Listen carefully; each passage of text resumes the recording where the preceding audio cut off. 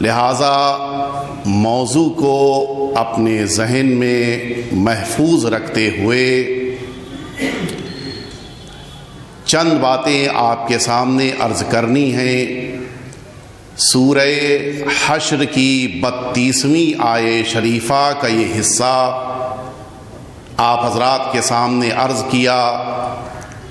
ارشاد رب العزت ہے کہ ثم اورثنا الکتاب الذین اصطفینا من عبادنا، پھر ہم نے کتاب کا وارث ان لوگوں کو بنایا کہ جن کا ہم نے خود انتخاب کیا ہے۔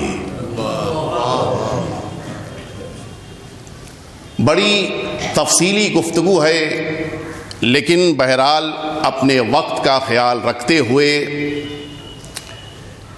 اپنی بات کو مکمل کرنا ہے۔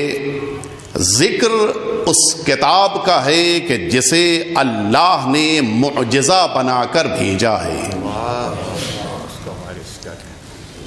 اور یہ بات بھی مسلم ہے کہ یہ اس کائنات کا پہلا معجزہ نہیں ہے۔ ہم نے اس سے پہلے بھی متعدد معجزے دیکھے ہیں۔ ہم نے حسن کا معجزہ دیکھا ہے، خوش الہانی کا معجزہ دیکھا ہے، عصا کو بشکل معجزہ دیکھا ہے، طبابت کا معجزہ دیکھا ہے، لیکن ان سب کے ساتھ اس بات کو بھی ہم نے بغور دیکھا ہے کہ جب عصا کو معجزے کی شکل میں پیش کرنے والے نبی گئے تو پھر عصا بھی ساتھ میں چلا گیا۔ سبحان اللہ، سبحان اللہ، سبحان اللہ۔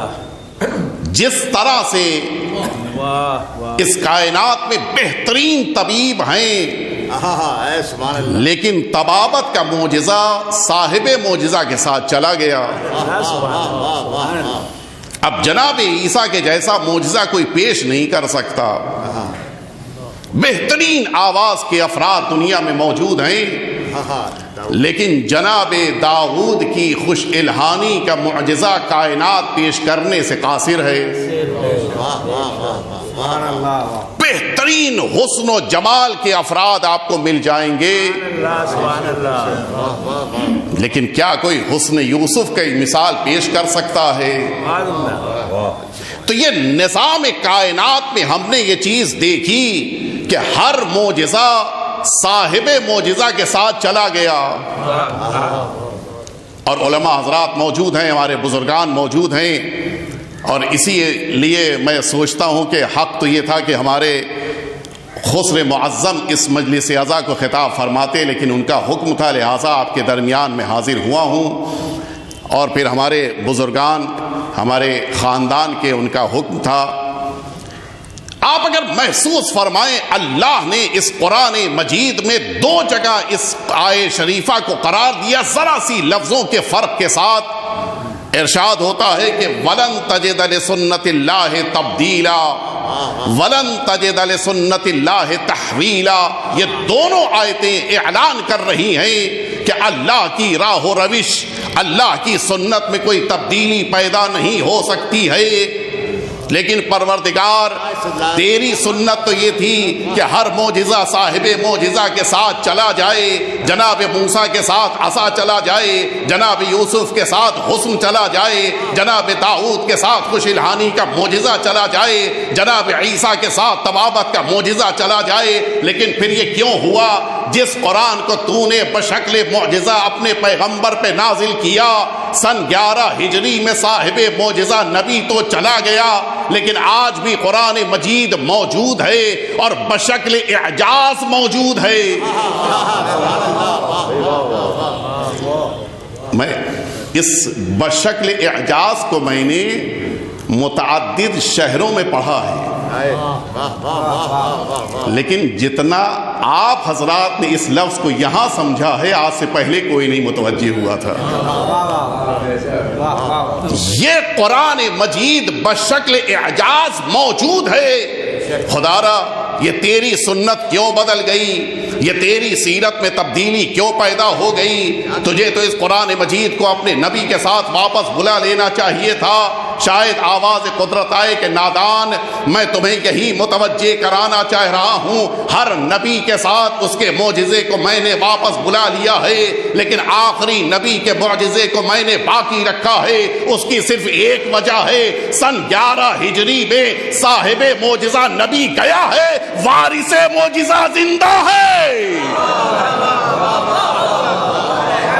صلوات بیت محمد وآل محمد۔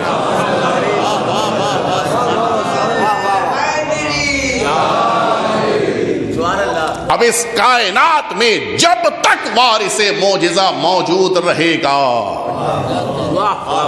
یہ قرآن مجید بھی اپنے اعجاز کے ساتھ موجود رہے گا۔ اور اب یہیں سے مجھے اپنی گفتگو کا آغاز کرنا ہے، اور پوری توجہ میں آپ حضرات کی چاہوں گا۔ حقیقت یہ ہے، دیکھیے دو لفظیں قرآن مجید نے استعمال کی ہیں، ایک کتاب یعنی قرآن مجید، دوسرا لفظ ہے وراثت کا۔ تو اب یہیں سے میری گفتگو آپ حضرات کی توجہ رہے کہ مجھے یہ بات عرض کرنی ہے۔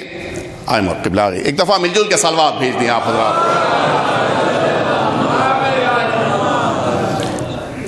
یہاں سے آپ کی توجہ میرے ساتھ رہے۔ اللہ نے جب کتاب اس دنیا میں بھیجی ہے تو اس کتاب کا وارث بنانے کا اختیار بھی اپنے پاس رکھا ہے۔ سبحان اللہ، کیا کہنا۔ تم قاری تو بن سکتے ہو، وارث نہیں بن سکتے ہو۔ تم حافظ تو بن سکتے ہو، لیکن تم اس قرآن مجید کے وارث نہیں بن سکتے ہو۔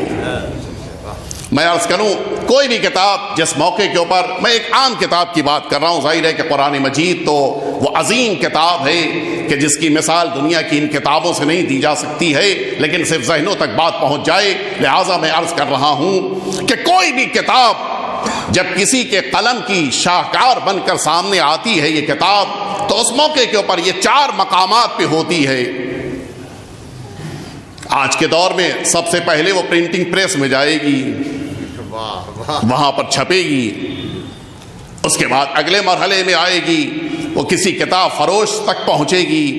اب اس کا کام ہے کہ کسی نمایاں جگہ کے اوپر قرار دے تاکہ گزرنے والوں کی نظر پڑے اور پھر اس کتاب کو اپنے ساتھ لے کے جائیں۔ اور آگے بڑھی یہ کتاب، اب تیسرے مرحلے میں اس جگہ پر پہنچی کہ جس جگہ کے اوپر ساری بقیہ کتابوں کو رکھ دیا گیا تھا، اس کتاب خانے میں، اس لائبریری میں اس کتاب کو بھی رکھ دیا گیا۔ اب یہ 3 مرحلوں میں کتاب دکھائی دی، ابھی چوتھا مرحلہ باقی ہے۔ آپ ان 3 مرحلوں میں اگر یہ طے کرنا چاہیں کہ انہی 3 میں سے کسی کو وارث کتاب بنا دیں،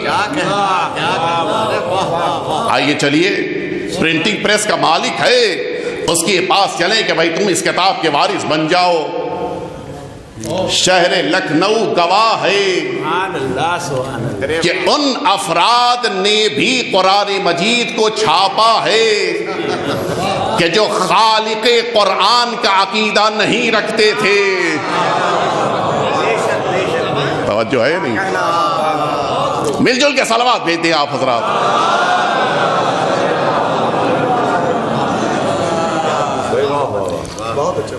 اس پرنٹنگ پریس کے مالک کو ہم وارث نہیں بنا سکتے۔ ہم نے کہا ٹھیک ہے، بک سیلر کو آپ وارث بنا دیجئے۔ جواب یہ ہوگا کہ اس کا کام کتابیں فروخت کرنا ہے، وارث بننا نہیں ہے۔ بہت سی ایسی کتابیں یہ کتاب فروش فروخت کر دیتا ہے کہ جن کتابوں کے پہلے حرف کو پڑھنا بھی نہیں جانتا ہے۔ یا تو ماشاءاللہ سے اردو داں افراد موجود ہیں، آپ شہر ممبئی میں آ جائیے، اس کو انقلاب اخبار کی پوری خبر ہے جبکہ الف لکھنا نہیں جانتا ہے۔ آپ صبح میں چلے آئیے اس کے پاس کہ مجھے انقلاب چاہیے، وہ انقلاب ہی اٹھا کر دے گا۔ مراٹھی اخبار کہیے، وہ مراٹھی اخبار اٹھا کے دے گا۔ گجراتی کہیے، وہ جانتا نہیں ہے، لینگویج جانتا نہیں ہے، زبان سے واقف نہیں ہے۔ اس کے باوجود وہ جس کتاب کو یا جس نیوز پیپر کو آپ کہیے وہ آپ کے حوالے کر دے گا۔ ہم نے کہا ٹھیک ہے، اس کو آپ وارث بنا دیجئے کہ جس کے پاس آپ نے لے جا کے رکھا ہے تاکہ وہ اپنی لائبریری کی زینت قرار دے اور آنے والے اس کتاب کا مطالعہ کریں۔ آپ کا جواب ہوگا اس انسان کا کام حفاظت ہے، وراثت نہیں ہے۔ تو اب نہ پرنٹنگ پریس کا مالک اس کتاب کا وارث بن سکتا ہے، نہ اس کتاب کو بیچنے والا اس کتاب کا وارث بن سکتا ہے۔ میں دنیا کی عام کتابوں کی بات کر رہا ہوں، اور نہ ہی اس کتاب کی حفاظت کرنے والا وارث بن سکتا ہے۔ اب تلاش کیا جائے کہ وارث کسے بنایا جائے۔ ارے واہ واہ واہ واہ، کیا بڑا آسان طریقہ ہے، یہ دیکھو کہ اس کتاب میں کون سے علم کی گفتگو موجود ہے، اس علم کے ماہر کے حوالے وہ کتاب کر دو تاکہ وہ اس کتاب کا وارث بن جائے۔ ریاضیات کی کتاب تھی، میتھمیٹک کے عالم کے پاس آپ نے لے جا کر دے دی کہ تم اس کی حفاظت کرو، تمہارے حوالے ہے۔ نفسیات کی کتاب تھی، سائیکولوجسٹ کے حوالے کر دیا کہ تم اس کا مطالعہ کرو۔ تاریخ کی کتاب تھی، ہسٹورین کے حوالے کر دیا کہ تم اس کتاب کو پڑھو۔ جس موضوع سے متعلق کتاب تھی اس موضوع کے جانکار کے حوالے آپ نے اس کتاب کو کر دیا۔ یہ تو دنیا کی بقیہ کتابوں کا حال ہے کہ جن میں ایک علم سے متعلق گفتگو ہوتی ہے۔ آئیے میں اس کتاب کی بارگاہ میں آپ کو لے کر چلوں کہ جس کے لیے باقاعدہ اعلان سورہ انعام میں ہو رہا ہے کہ ولا رطب ولا یابس الا فی کتاب مبین۔ کوئی خشک و تر ایسا نہیں ہے کہ جس کو اس کتاب مبین میں قرار نہ دیا گیا ہو۔ مجھے جملہ کہنے دیجئے، جب کتاب مبین ہے تو وارث کو بھی مبین ہونا چاہیے۔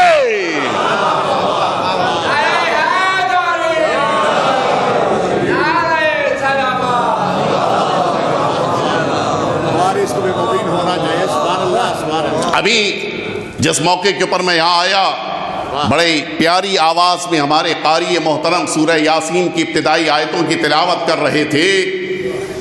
نظام قرآن میں بھی اللہ نے اس اہتمام کو قرار دیا ہے کہ آیتوں کا نمبر بھی انسان کی ہدایت کرتا ہے۔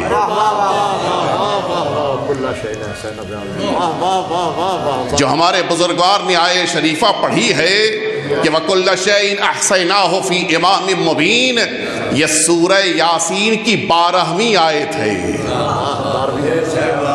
توجہ فرمائیں، خود آیت کا نشان انسان کی ہدایت کر رہا ہے۔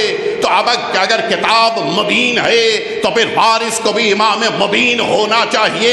کون ہے کہ جو اس کتاب کا وارث بن جائے؟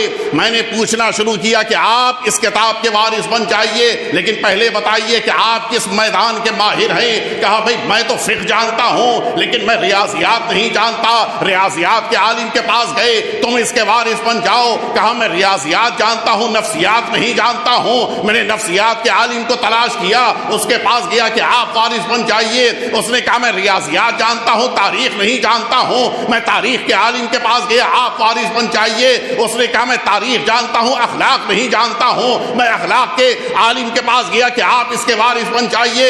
اس نے کہا میں اخلاق کا عالم ہوں، عبادتوں کی دنیا سے ناواقف ہوں۔ میں عبادتوں کے ماہر کے پاس گیا کہ آپ اس کے وارث بن جائیے۔ اس نے کہا میں ایک میدان کا ماہر ہوں، لیکن یہ تو وہ کلام پروردگار ہے جس میں ریاضیات بھی موجود ہے، جس میں نفسیات بھی موجود ہے، جس میں تاریخ بھی موجود ہے، جس میں انسانی اخلاقیات کا بھی تذکرہ ہے، جس میں انسانی اقدار کا بھی تذکرہ ہے، جس میں انسانی تاریخ کا بھی ذکر ہے۔ اب کیا کیا جائے؟ کسی اب ایسے کو تلاش کرنا ہے کہ جو منبر پہ بیٹھ کے یہ دعویٰ کرے سلونی سلونی قبل ان تفقدونی، ہم نے جلدی سے دامن کو تھام دیا، بقیہ ایک علم میں ماہر ہوتے ہیں۔ یہ دعویٰ سلونی کرنے والا دنیا کے سارے علوم کا ماہر ہے۔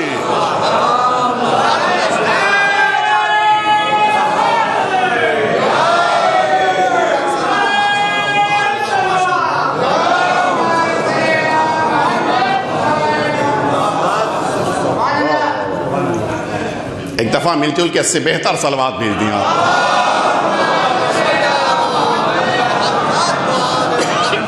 اب یہیں سے ہماری گفتگو میں پھر دوبارہ التماس کروں گا کہ آپ کی توجہ میرے ساتھ رہے. جیسی کتاب ویسا وارث ہونا چاہیے. اس لیے کہ قرآن مجید نے کہا کہ ہم نے وارث بنایا ہے، تو اب جیسی کتاب ہوگی ویسا ہی وارث ہونا چاہیے. اب آئیے میں قرآن مجید کی آیتیں آپ کے سامنے عرض کرتا جاتا ہوں، آپ خود مطابقت دیتے جائیے کہ انہی کے مطابق وارث کو ہمیں تلاش کرنا ہے. ابھی میں نتیجے تک نہیں پہنچا ہوں، ابھی اس کلام پروردگار کا وارث معین کرنا ہے. لیکن معین ہم کر سکتے ہیں، اپنی فکروں کی دنیا میں بنا نہیں سکتے ہیں. سبحان اللہ، سبحان اللہ، سبحان اللہ. بنانا رب العزت کا کام ہے.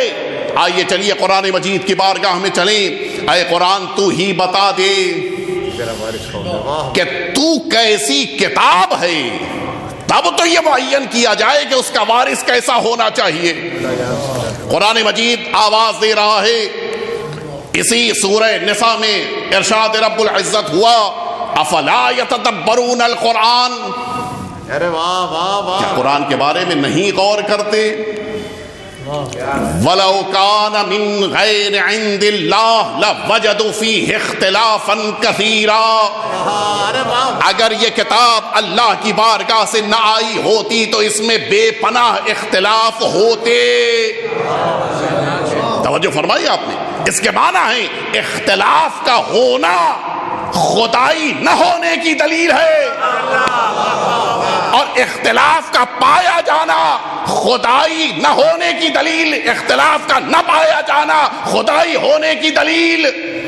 تو اب جہاں جہاں وارثان قرآن کا ذکر ہوگا وہاں بھی یہ طے کرنا ہوگا کہ اختلاف ہے یا نہیں ہے. توجہ ہے یا نہیں؟ میں اس نتیجے تک آپ کو لے کے آؤں اس سے پہلے ایک جملہ عرض کرنا چاہوں گا. میرے سامنے نوجوان بھی موجود ہیں، ظاہر ہے کہ بزرگان ان ساری باتوں سے بہتر شکل میں واقف ہیں، لیکن یہ ایک حقیقت ہے کہ جب تک گھر میں ایک اولاد ہوتی ہے وہ راج کرتی ہے. ایک بیٹا ہے، اکلوتا ہے. 2:30 بجے رات کو اس نے کہہ دیا کہ چائنیز کھانا ہے. اب اس کو تو نہ ٹائم کا احساس ہے نہ والد کے آرام کا احساس ہے. اب والد صاحب بیچارے نے اسکوٹر نکالی، بائک نکالی، اب لے کے مارکیٹ میں تلاش کر رہے ہیں کہ 2:30 بجے کہاں مل سکتی ہے یہ چیز. اور شاید شہر ممبئی میں مشکل بھی ہو، لیکن لکھنؤ میں تو میں سمجھتا ہوں کہ رات میں مل جائے گی.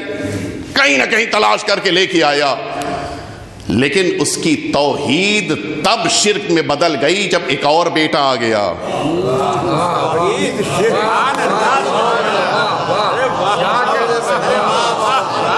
اب تو نہ پوچھئے. اچھا یہ بچوں کا خاص مزاج ہوتا ہے. اب جب عمریں 1-2 سال کے ڈیفرنس سے ہیں تو اب حال یہ ہے کہ اگر بڑے بیٹے نے کہہ دیا کہ مجھے چکن کھانا ہے تو کیا مجال کے چھوٹا بھائی بھی کہہ دے کہ مجھے چکن کھانا ہے؟ یہ تو ہو نہیں سکتا.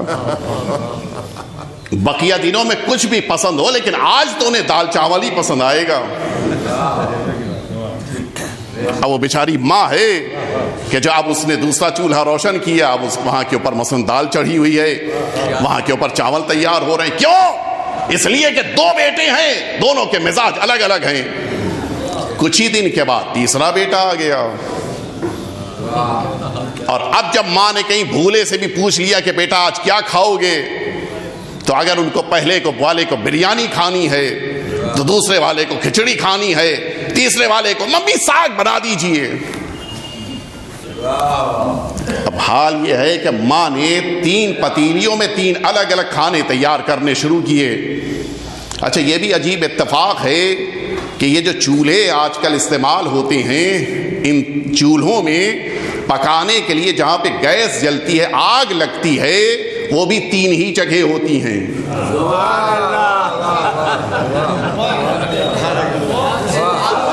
مل جل کے صلوات دیتے ہیں آپ حضرات. اچھا اب یہ 3 پتیلیاں چڑھی ہیں، کیوں؟ تین بیٹے ہیں مختلف مزاج کے ہیں اور تینوں نے اپنے اپنے اعتبار سے مطالبہ کیا ہے اور ماں نے تینوں کی تمناؤں کا خیال رکھتے ہوئے الگ الگ کھانے تیار کرنے شروع کر دیے. تو یہ بات تو بالکل مکمل طور کے اوپر حقیقت رکھتی ہے کہ جب تعداد بڑھتی ہے تو اختلاف بڑھتا ہے. اگر اس جملے پر متفق ہیں تو صلوات بھیج دیجئے. اگر تعداد بڑھتی ہے تو اختلاف بڑھتا ہے. یہ سب متفق ہیں میرے اس نظریے سے. اب میں آپ سے پوچھنا چاہتا ہوں کہ تعداد کے اعتبار سے 4 کی عدد زیادہ ہے یا 12 کی عدد زیادہ ہے؟ نہیں، آپ کے ذہنوں کو میں اور قریب کیے دیتا ہوں. دیکھیے 4 کی عدد بہرحال 12 سے کم ہے، 12 کی عدد زیادہ ہے. اختلاف زیادہ کہاں ہونا چاہیے؟ 4 میں زیادہ اختلاف ہوگا یا 12 میں زیادہ اختلاف ہوگا؟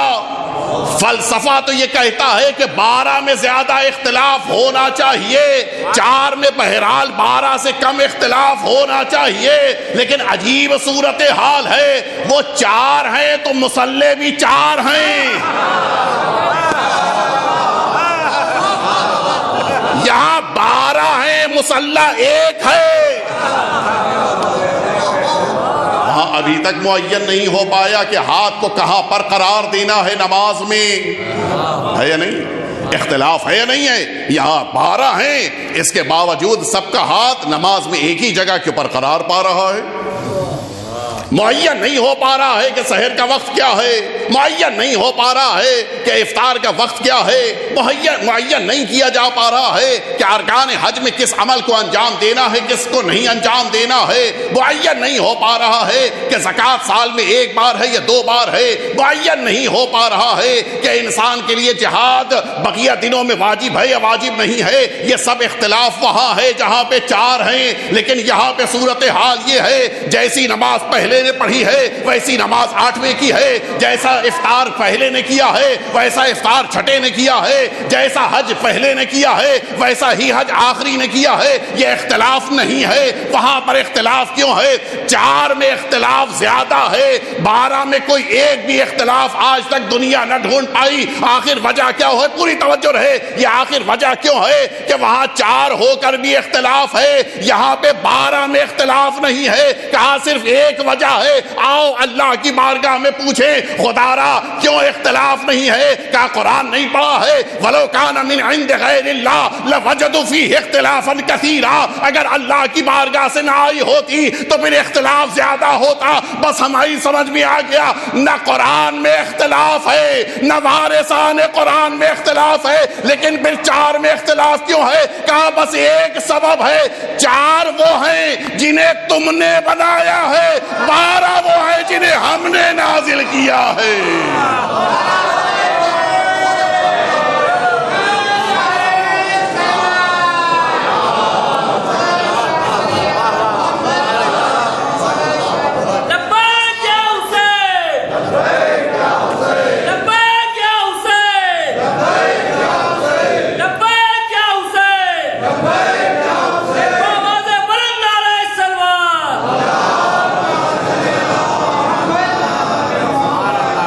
اختلاف اس لیے ہے کہ تم نے بنایا ہے. اگر اللہ کی بارگاہ سے آئے ہوتے، عدد زیادہ ہونے کے باوجود اختلاف نہ ہوتا. میں نے قرآن مجید سے پوچھا کہ قرآن تو خود بتا دے کہ تیری عظمت کیا ہے، تاکہ معین کیا جا سکے کہ وارث قرآن کیسے ہوں گے. قرآن مجید نے سورہ حشر میں اعلان کیا کہ لو انزلنا هذا القرآن على جبل، اس قرآن کو اگر پہاڑ پر ہم اتار دیتے تو کیا ہوتا؟ لو انزلنا هذا القرآن على جبل لرأيته خاشعا متصدعا من خشية اللہ. تو اس پہاڑ پر قرآن کے اتر جانے کی بنا پر تم یہ دیکھتے کہ وہ خشیت پروردگار کی بنا پر ٹکڑے ٹکڑے ہو گیا. غور فرمایا آپ نے؟ یہ ہے قرآن مجید کی عظمت، یہ ہے وزن قرآن، کہ اس قرآن کے وزن کو پہاڑ نہیں اٹھا سکتا.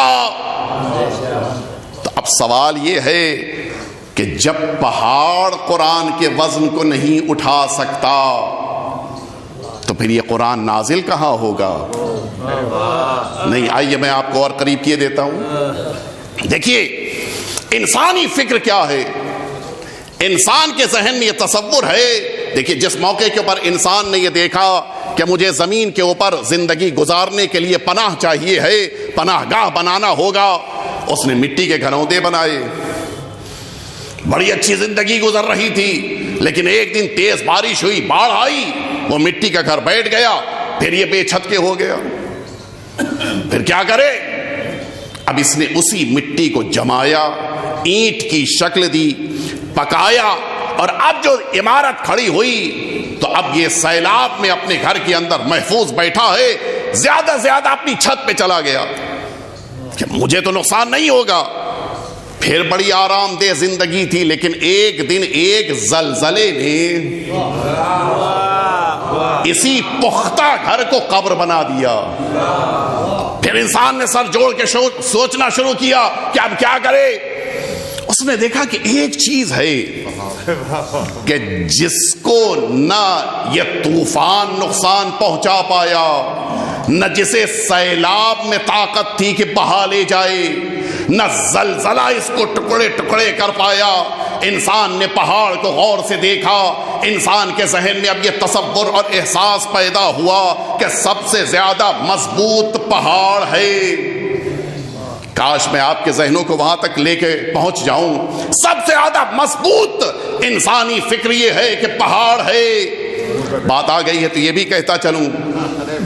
دیکھیے سب سے زیادہ مضبوط انسان کی فکر کے اعتبار سے پہاڑ ہے. اسی لیے جن جگہوں پہ زلزلے زیادہ آتے ہیں وہاں کے اوپر اینٹ کے بجائے پتھر استعمال ہوتے ہیں تاکہ زلزلوں کے درمیان بھی انسان بچا رہ جائے. بچاتا پہاڑ نہیں ہے، واہ واہ واہ، کیا کہنا. بلکہ کون بچاتا ہے سنیں گے آپ. سب سے پیارا طریقہ کیا تھا؟ اللہ کا حبیب پہاڑ کے دامن میں، پہاڑ کے اندر موجود ہے. دشمن باہر ہیں، حبیب اندر ہیں. اے میرے پروردگار، کوئی بڑا سا پہاڑ کے پتھر کا ٹکڑا نیچے آئے، دہانا بند ہو جائے، نہ اندر کوئی باہر سے آ پائے گا، نہ تیرے حبیب کو کوئی نقصان ہوگا. لیکن نہیں، نظام کائنات میں کچھ اور اللہ نے قرار دیا تھا.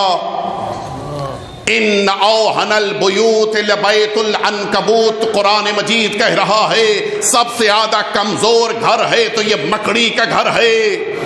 اللہ نے اپنے حبیب کو بچانے کے لیے کسی بڑے پتھر کے ٹکڑے کا انتظام نہیں کیا، بلکہ اگر انتظام کیا ہے تو ان اوہن البیوت لبیت العنکبوت کے مطابق جو سب سے کمزور گھر تھا اس کے ذریعے سے اپنے حبیب کی حفاظت کی ہے. اور ساری انسانیت کو یہ پیغام دیا ہے، یہ نہ سمجھنا کہ پناہ گاہ بچاتی ہے، اللہ بچاتا ہے. صلوات بیت محمد وآل محمد. اب آئیے میں آپ کو نتیجے تک، اس جملے کے نتیجے تک لے کے آ جاؤں. اللہ نے اس پہاڑ کو مضبوط ہونے کے باوجود اتنا کمزور قرار دیا کہ وزن قرآن کو نہ اٹھا سکے. پھر یہ قرآن مجید اترے گا تو کہاں اترے گا؟ ہم نے خود قرآن سے پوچھا کہ بتا دے کہ تو کہاں اتر رہا ہے. نزل بہ الروح الامین علی قلبک. قرآن مجید آواز دے رہا ہے کہ جناب جبریل امین اس قرآن مجید کو لے کے آئے پیغمبر آپ کے قلب مبارک پہ نازل ہو رہے ہیں. تو اب پتا چل گیا جس کے وزن کو پہاڑ نہ اٹھا سکے اس کے وزن کو قلب پیغمبر نے اٹھا لیا. اور یہی فکروں کا ٹکراؤ تھا. جس نے جسے مضبوط سمجھا اس نے وہاں پر پناہ لی ہے. جس نے پہاڑوں کو مضبوط سمجھا وہ پہاڑوں کی بلند بلندی پر دکھائی دیا. جس کی نگاہ میں قلب پیغمبر مضبوط تھا وہ پہلو میں کھڑا رہا. صلوات بیت محمد و آل محمد.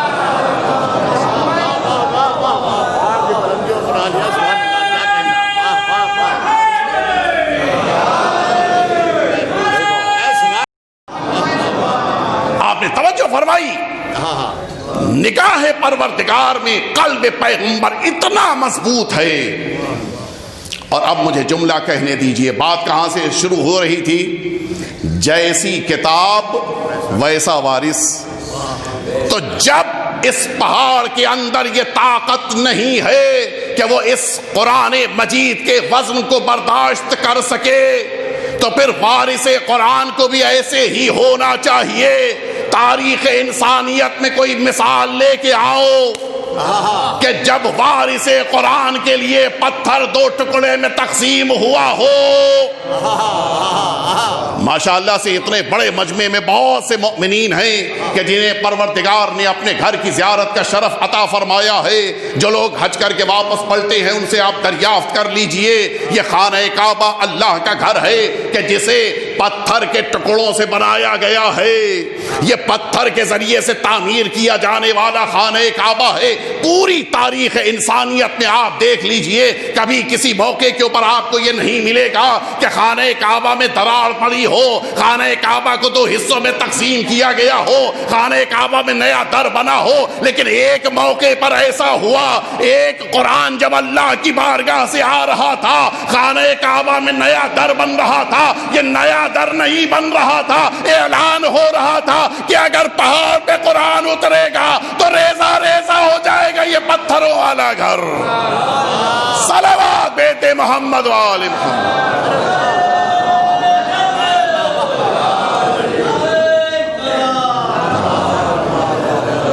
جیسی کتاب ویسا وارث ہونا چاہیے.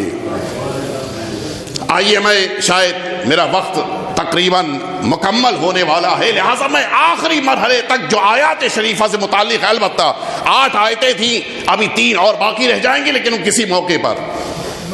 سب سے اہم آیت سورہ مدثر, اعلان رب العزت ہو رہا ہے کہ فما لہم, پوری توجہ رہے آخر تک میرے مجمع کی, فما لہم عن التذکرۃ معرضین, انہیں کیا ہو گیا ہے. تذکرہ قرآن مجید کا ایک نام ہے. انہیں کیا ہو گیا ہے؟ یہ قرآن سے بھاگ رہے ہیں, قرآن سے اعراض کر رہے ہیں, قرآن سے فرار کر رہے ہیں. انہیں ہوا کیا ہے؟ علیکم السلام. ایک دفعہ مل جل کے صلوات بھیج دیں آپ حضرات. یہ انہیں کیا ہو گیا ہے؟ اور اس کے بعد آپ سنیں گے قرآن مجید کیا کہتا ہے. جو تشبیہ دی ہے قرآن مجید نے, بے مثال تشبیہ ہے. قرآن مجید کہتا ہے کہ کأنہم حمر مستنفرہ فرت من قسورہ. میں آداب ممبر کا بے پناہ خیال کرتا ہوں اور ظاہر ہے کہ ممبر پر بیٹھنا خود عبادت ہے, لہٰذا لفظوں کو بڑی احتیاط سے استعمال کرتا ہوں.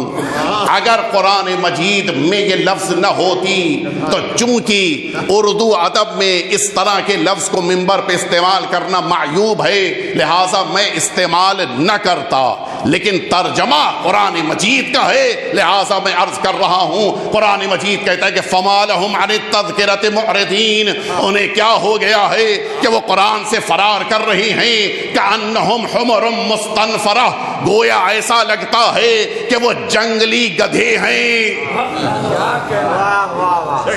یہ بھی ایک فصاحت ہے. مستنفرہ لفظ استعمال کیا ہے قرآن میں, صرف گدھا نہیں کہا ہے, وحشی گدھا, جنگلی گدھا کہا ہے. اور اس کے بعد فرت من قسورہ, صرف گدھا بھاگ نہیں رہا ہے بلکہ قرآن مجید کہہ رہا ہے یہ گدھا بہادر شیر سے بھاگ رہا ہے. فرت من قسورہ قرآن مجید کہہ رہا ہے. آپ نے غور فرمایا قرآن مجید نے خود کو قسورہ کہا ہے اور قرآن سے بھاگنے والوں کو جنگلی گدھا کہا ہے. یہ میں اپنی طرف سے نہیں کر رہا ہوں، قرآن مجید کی آیتوں کی لفظیں ہیں.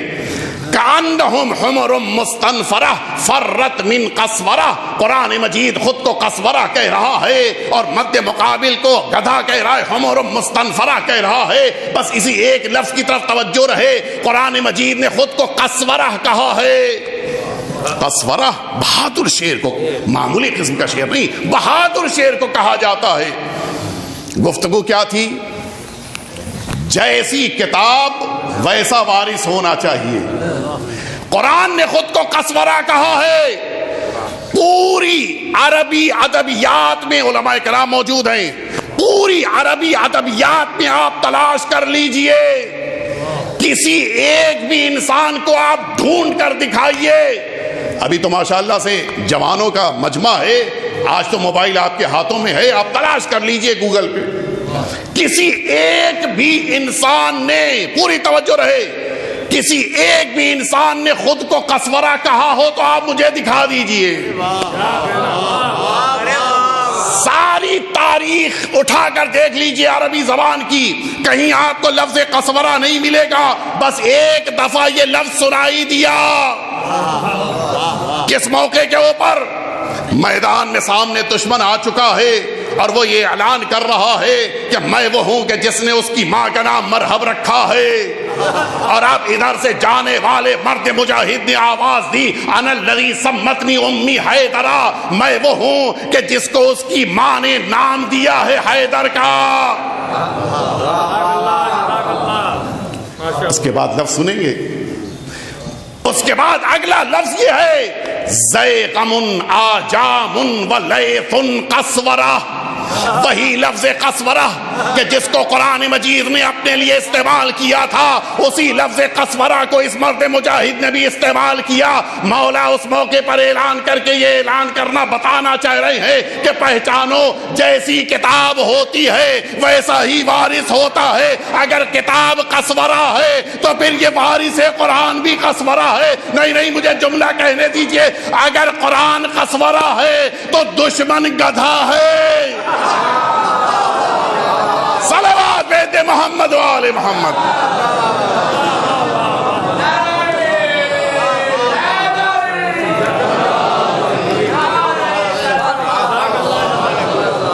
اچھا، ایک بات، بزرگان موجود ہیں، کیا صرف شیر سے گدھا ہی بھاگتا ہے؟ بکری بھی تو بھاگتی ہے، کیا کہنا، گھوڑا بھی تو بھاگتا ہے، ہاتھی جیسے جناب نے فرما دیا ہے نہیں. قرآن چاہتا کہہ دیتا ہاتھی کی طرح سے بھاگ رہے ہیں جیسے جناب نے کہا. قرآن کہہ سکتا تھا کہ بکری کی طرح بھاگ رہے ہیں. لیکن عجیب، قرآن نے جو لفظ استعمال کیا ہے حمر مستنفرہ، یہ حمر پلورل ہے، سنگولر اس کا حمار ہے. یہ گدھوں سے کیوں تشبیہ دی ہے؟ صرف ایک وجہ علماء تفسیر نے لکھی ہے کہ سارے حیوانات میں اور گدھے میں ایک بنیادی فرق ہے. آپ بکری سے لڑ جائیے، وہ اپنی سینگ سے آپ پہ حملہ کرے گی، ہے یا نہیں؟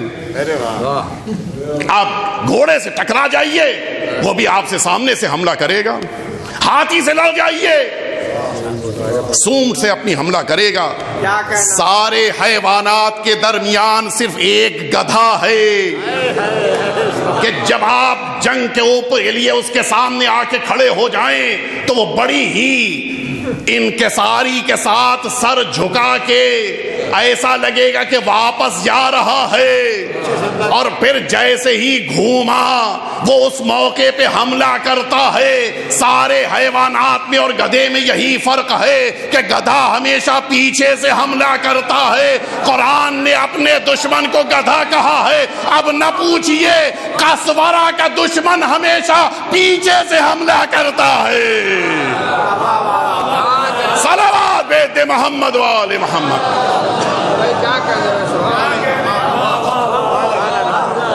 کأنہم حمر مستنفرہ فرت من قسورہ. قرآن مجید اعلان کر رہا ہے۔ بس آخری مرحلہ بات کو مکمل کیے دیتا ہوں، یہ میں نے قرآن مجید کی آیات شریفہ آپ کے سامنے عرض کی، لیکن ابھی تک معین نہیں ہو پایا، یعنی صفتیں پتہ چل گئیں، معین نہیں کیا گیا کہ کسے وارث سمجھا جائے۔ اب آئیے حدیث نبوی کی طرف آگے بڑھیں تاکہ مسئلہ مکمل طور پہ ذہنوں تک پہنچ جائے۔ آئیے میں حدیث شریف تک آپ کو لے کے چلوں۔ جیسی کتاب ویسا وارث ہونا چاہیے۔ حضور ختمی مرتبہ حضرت محمد مصطفیٰ، آپ کا ارشاد گرامی ہے کہ النظر الی المصحف عبادہ، قرآن مجید کی طرف دیکھنا بھی عبادت ہے۔ توجہ ہے؟ اچھا میں عرض کر دیتا ہوں، روایات کی دنیا میں بہت سے ایسے مقامات ہیں جہاں پر نگاہوں کی عبادت کا ذکر ہے۔ ارے واہ واہ واہ سبحان اللہ۔ عرض کروں میں آپ کی خدمت میں، النظر الی المصحف عبادہ، قرآن مجید کو دیکھنا عبادت، النظر الی الکعبۃ عبادہ، خانہ پروردگار ہے، اللہ کا گھر ہے، خود اس کو دیکھنے میں اللہ نے ثواب رکھا ہے۔ اور آپ کو تعجب ہوگا، طواف سے زیادہ ثواب خانہ کعبہ کو دیکھنے کا ہے۔ النظر الی الکعبۃ عبادہ، اللہ کے اس گھر خانہ کعبہ کو دیکھنا عبادت ہے۔ النظر الی العالم عبادہ، عالم دین کو دیکھنا عبادت ہے۔ حتیٰ روایتوں میں ہے کہ ملاقات کے لیے گئے، دہلیز تک پہنچے، پتہ ہی چلا کہ گھر پہ نہیں ہیں، ملاقات نہیں ہو پائی، دہلیز کو دیکھ کے واپس پلٹے ہو، اللہ کی نگاہ میں یہ بھی عبادت ہے۔ علماء کا درجہ ہے، رتبہ ہے۔ اور اسی لیے عالم دین کی جب رحلت ہوتی ہے تو پھر پورے اسلام میں ایسا شگاف پیدا ہو جاتا ہے کہ لا یسدہ الشیء، اس شگاف اور اس کمی کو کوئی پورا نہیں کر سکتا۔ یہ تیسرا مرحلہ۔ چوتھے مرحلے میں روایات کی دنیا میں ہے کہ النظر الی الوالدین حبا لہما عبادہ، والدین کے چہرے کو دیکھنا عبادت ہے، لیکن کب؟ جب محبت کی نگاہ سے دیکھا جائے۔ اس کے معنی ہے کہ نگاہ پیغمبر میں وہ نگاہیں بھی ہیں کہ جو والدین کی طرف اٹھتی تو ہیں لیکن محبت کے ساتھ نہیں اٹھتی ہیں۔ آپ متوجہ ہیں؟ اب آئیے میں آپ کو نتیجے تک لے کے آؤں۔ پوری ساری مجلس کا خلاصہ مجھے آپ کے سامنے اسی ایک جملے کے ذریعے عرض کرنا ہے، لہذا آخر تک توجہ میرے ساتھ رہے۔ 4 عبادتیں ہیں، قرآن مجید، خانہ کعبہ، ساتھ ہی ساتھ عالم کے چہرے کی زیارت، اور پھر والدین کے چہرے کی زیارت۔ کیا انسان کے لیے یہ ممکن ہے کہ ایک وقت میں 2 عبادت کو انجام دے؟ ارے واہ واہ واہ واہ واہ، کیا کہہ، ممکن نہیں ہے، بالکل 100% حقیقت ہے۔ آپ کو اللہ نے توفیق دی، حج کے لیے آپ تشریف لے گئے، والدین کو ساتھ میں لے کے گئے تھے، اور جس قافلے میں تھے اس قافلے میں عالم دین بھی موجود تھے۔ بڑے ہی خوشی و خضوع کے ساتھ آپ خانہ کعبہ میں بیٹھ کر اللہ کے گھر کی زیارت کر رہے تھے۔ کیا جلوہ ہے اللہ کے گھر کی، کیا عظمت ہے! آپ نگاہوں سے اس عبادت میں مصروف تھے۔ اچانک آپ کو احساس پیدا ہوا کہ خانہ کعبہ میں قرآن مجید کے پڑھنے کی بڑی عظمت ہے۔ آپ نے سامنے قرآن مجید لیا، کھولا، دیکھنا شروع کیا۔ پڑھنا تو ہے ہی، دیکھنا بھی تو ہے۔ ادھر دیکھنے کی عبادت شروع ہوئی۔ ایک عبادت تو شروع ہوئی، ایک عبادت رک گئی۔ اب تو خانہ کعبہ کو آپ نہیں دیکھ رہے ہیں نا، وہ تو عبادت ٹھہر گئی۔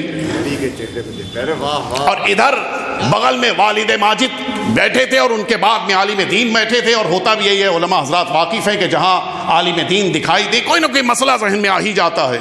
چلو جلدی سے پوچھ لیا جائے، موقع اچھا ہے، ابھی اٹھ کے چلے جائیں گے پھر کیسے مسئلہ پوچھیں گے۔ جلدی سے فوراً آپ آگے بڑھے اور آپ نے عالم دین سے گفتگو شروع کی۔ اب چہرے کو دیکھ رہے ہیں، عبادت جاری ہے، لیکن ایک عبادت شروع ہوئی اور ایک عبادت ٹھہر گئی۔ اب قرآن مجید کی زیارت کا ثواب آپ کو نہیں مل رہا ہے۔ اچانک والد ماجد آ گئے کہ بیٹا تمہارے ساتھ آئے تو ذرا یہ بات بھی سمجھا دو، مجھے طواف کرنے جانا ہے، مجھے ساتھ میں لے کے چلو۔ اب آپ نے والد کے چہرے کو دیکھنا شروع کیا، عبادت شروع ہو گئی۔ لیکن عالم کے چہرے کی زیارت وہ تو ٹھہر گئی، اب وہ تو عبادت نہیں ہو رہی ہے۔ پروردگار کوئی ایسا طریقہ بتا دے سبحان اللہ سبحان اللہ، کہ چاروں عبادتیں ایک ساتھ میں انجام دے لے جاؤں۔ پوری ذمہ داری سے یہ جملہ کہہ رہا ہوں، چاروں عبادتیں ایک ساتھ ممکن نہیں ہیں سوا یہ کہ اللہ کے حکم کے مطابق عمل کیا جائے۔ میرے پروردگار، مجھے خانہ کعبہ کی زیارت کا بھی ثواب چاہیے، مجھے قرآن مجید کے دیکھنے کا بھی ثواب چاہیے، مجھے عالم کو بھی دیکھنے کا ثواب چاہیے، مجھے والد کو بھی دیکھنے کا ثواب چاہیے۔ میرے پروردگار کوئی طریقہ بتا دے، کوئی نسخہ بتا دے۔ آواز آئے گی کہ جاؤ میرے حبیب کی حدیثوں کو جمع کرو، میرے رسول کے بیانات کو یکجا کرو، خود بخود تمہیں نتیجہ مل جائے گا۔ اب ہم نے احادیث کی دنیا میں تلاش کرنا شروع کیا، ہمیں حدیث ملی کہ یا علی انت بمنزلۃ الکعبہ فی ہذہ الامہ، اے علی تم اس امت میں کعبے کی طرح سے ہو۔ اور پھر حدیث پیغمبر ملی، یا علی انت اعلم الناس، اے علی تم سب سے بڑے عالم ہو۔ مجھے حدیث پیغمبر ملی، اے علی تمہاری مثال اس کا قرآن مجید کے جیسی ہے، سورہ قل هو اللہ احد کے جیسی ہے، تمہیں اللہ نے قرآن ناطق بنا کر بھیجا ہے۔ ہمیں حدیث پیغمبر ملی، انا و علی ابوا هذه الامہ، میں اور علی اس امت کے دو باپ ہیں۔ بس نتیجہ مل گیا، علی کے چہرے کی زیارت کا ثواب یہ ہے، دیکھو کہ علی کے چہرے کو تمہیں قرآن کی زیارت کا بھی ثواب ملے گا، تمہیں کعبے کی زیارت کا بھی ثواب ملے گا، تمہیں عالم کی زیارت کا بھی ثواب ملے گا، تمہیں والد کے چہرے کی زیارت کا بھی ثواب ملے گا۔ سب کو جمع کر کے کہہ دیا، النظر الی وجہ علی عبادہ، صلوات بیت محمد والے۔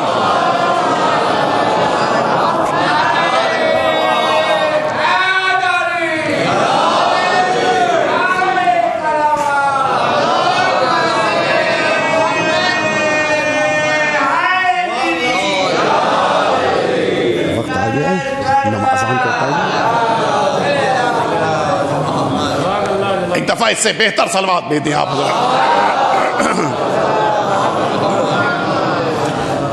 بس میری گفتگو مکمل ہو گئی۔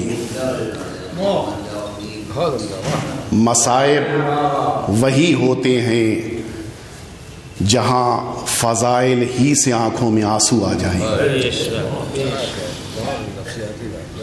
سنیں گے آپ، قرآن اور وارث ایک جیسے ہیں۔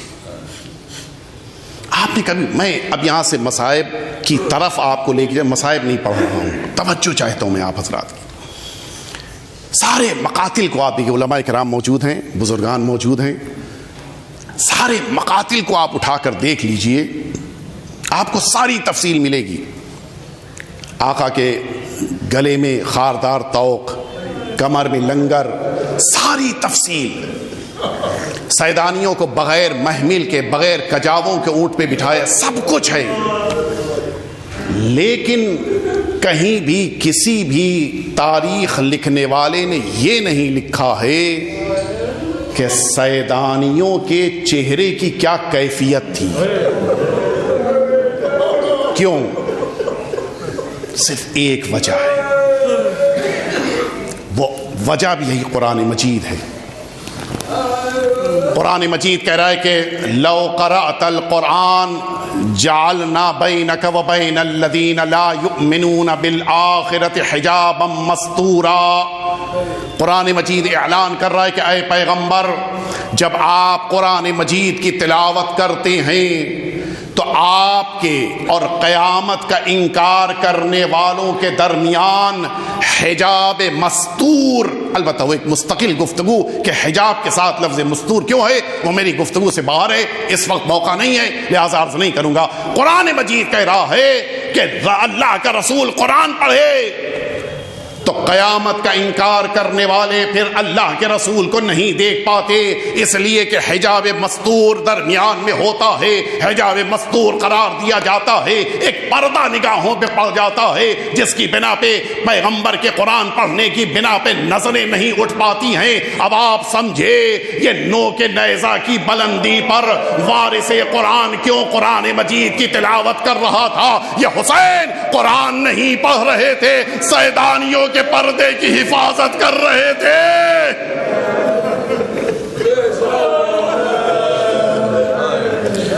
ام حسبتم ان اصحاب الکہف والرقیم کانوا من آیاتنا عجبا۔ یہ سرکار سید الشہداء کا سر مبارک ہے جو نو کے نیزہ کی بلندی پہ قرآن مجید پڑھ رہا ہے۔ ہاں امام حسین کو کتنا احساس ہے کہ ان سیدانیوں کا پردہ بچ جائے، ان بیویوں کے پردے کی حفاظت کی جا سکے۔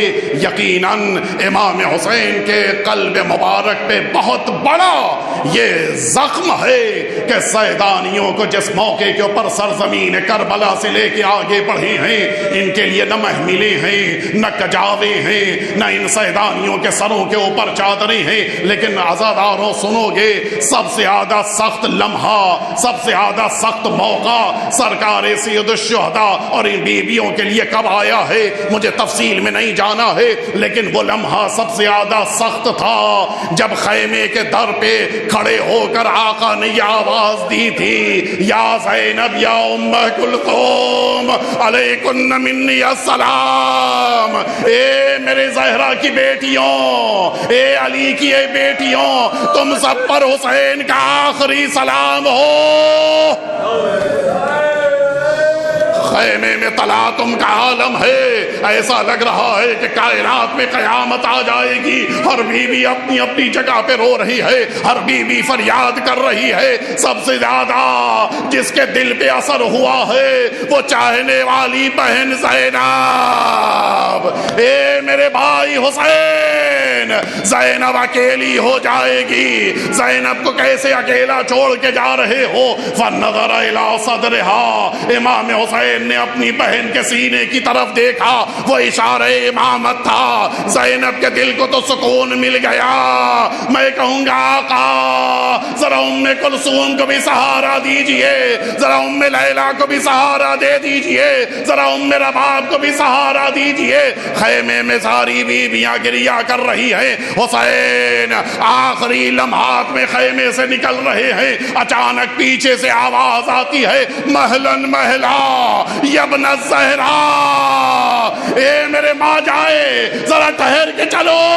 زینب پیچھے آ رہی ہے۔ حسین نے گھوم کے دیکھا، اے بہن تم نے تو خدا حافظ کہہ دیا تھا۔ اے بھیا مجھے اماں کی وصیت یاد آ رہی ہے۔ سنو گے عزاداروں کیا وصیت تھی؟ ماں نے مجھے وصیت کیا تھا جب میرا حسین آخری لمحات میں آئے، جہاں تک میری آواز پہنچ رہی ہے، جناب زینب کا یہ جملہ جب بھی یاد آ جائے گریہ کر لیجئے گا۔ آواز دیتی ہے، میری ماں نے وصیت کیا تھا جب آخری لمحات میں حسین آئے اس کے گلے کا بوسہ لے لینا، اس لیے کہ خنجر اسی گلے پہ چلنے والا ہے۔ اے بھیا حسین تمہارے گلے کا بوسہ لینا ہے۔ زینب نے بھائی کے گلے کا بوسہ لیا۔ امیر المؤمنین کا بیٹا حسین گھوم کے آواز دیتے ہیں، اے بہن زینب مجھے بابا کی وصیت یاد آ گئی۔ سنو گے عزاداروں امیر المؤمنین کی وصیت کیا ہے؟ اے حسین جب کربلا میں آخری رخصت کے لیے جانا، میری زینب کے بازوؤں کا بوسہ لے لینا، انہی بازوؤں میں ریسمان ظلم بندھنے والی ہے۔ بھائی نے اپنی بہن کے بازوؤں کا بوسہ لیا، حسین اپنی بہن کے گلے لگ کے رو رہے ہیں۔ بس عزاداروں آخری جملہ، اب اس سے زیادہ مصائب نہیں پڑھ سکتا۔ حسین نے اپنی بہن کو رخصت کیا، حسین میدان کربلا کی طرف چلے، لیکن بہن کو قرار نہیں ہے، بہن کو چین نہیں مل رہا ہے۔ بہن پھر آئی ہے، تلے زینبیہ پہ کھڑے ہو کر دشمنوں کے نرغے میں بھائی کو ڈھونڈنا شروع کیا۔ دشمن تو دکھائی دے رہے ہیں، حسین نہیں دکھ رہے ہیں۔ اب جو گودال قتل گاہ پہ نظر پڑی، ایک اکیلا حسین دشمنوں کا نرغہ ہے، کوئی تلوار چلا رہا ہے، کوئی نیزے چبھو رہا ہے، جو دور کھڑے ہیں وہ تیر برسا رہے ہیں۔ ارے جس کے پاس کچھ نہ تھا وہ جھولیوں میں پتھر بھرے ہوئے، زہرا کے لال پہ پتھر برسا رہا تھا۔ پیاروں بس مجلس مکمل ہو گئی، بھائی کا حکم ہوا، زینب خیمے کی طرف واپس پلٹی، لیکن زینب اکیلی نہیں ہے، پیچھے پیچھے ذوالجناح بھی چلا، پیشانی پہ خون حسین کو ملا، آیا در خیمہ پہ کھڑے ہو کر ہنہنانا شروع کیا، خیمے کا پردہ اٹھا، ایک 4 سالہ بچی خیمے سے باہر نکل کے ذوالجناح کے گلے میں باہیں ڈال کے آواز دیتی ہے، جواد ابی حل سخیا ام قتل عطشانا، میرے بابا کے گھوڑے، بس اتنا بتا دے، میرا بابا جب گیا تھا بہت زیادہ پیاسا تھا، بس اتنا بتا دے شہادت سے پہلے میرے بابا کو پانی ملا یا میرا بابا پیاسا قتل کر دیا گیا۔